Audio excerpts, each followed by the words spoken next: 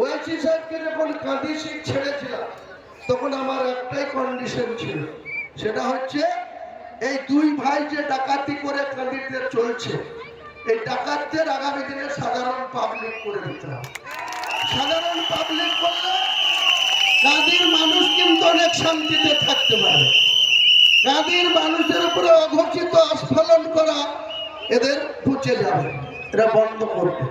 আর কোন মুসলমান ভাই আপনাদের এখনো নাকি তাদের চামচেরা হুমকি দিচ্ছে, শুনছি।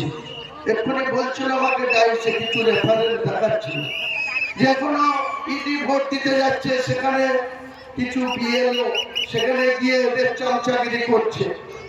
তারপরে এখনো কেউ কেউ এইখানকার মিটিং নিয়েও হুমকি দিচ্ছে।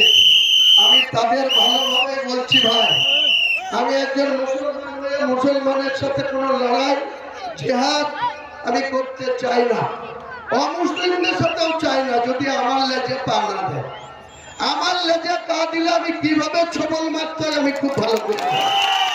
কাজে আমি হিন্দু মুসলমান করি তখনই যখন একজন অমুসলিম পার্সেন্টেজে 30 আমরা 70 আমাকে ছবল মারবে, আমি তার ছবল সহ্য করে থাকার হুমায়ুন কবির লোক না। এখানে 30% মতো ভদ্রভাবে থাকতে হবে। আমরাও 70%কে বলবো কন্ট্রোল করব, যেন ওই শামশেরগঞ্জের জাফরাবাদে হরগোবিন্দ দাসকে যেভাবে খুন হতে হয়েছিল, যেভাবে তার ছেলে চন্দন দাসকে খুন হতে হয়েছিল, এরকম যেন কাঁদিতে না হয়, এরকম যেন বেলডাঙ্গাতে না হয়, এরকম যেন রেজিনগরে না হয়, এরকম যেন শক্তিপুরে না হয়। টোটাল কাঁদি, বহরমপুর, দমকল সাব ডিভিশনে আমরা যতক্ষণ বেঁচে আছি আমাদের লেজে পা না দিলে আমরা কিন্তু কাউকে লাড়ি না, আমাদের লেজে পা দিলে কাউকে ছাড়ি না। এটা সোজা কথা।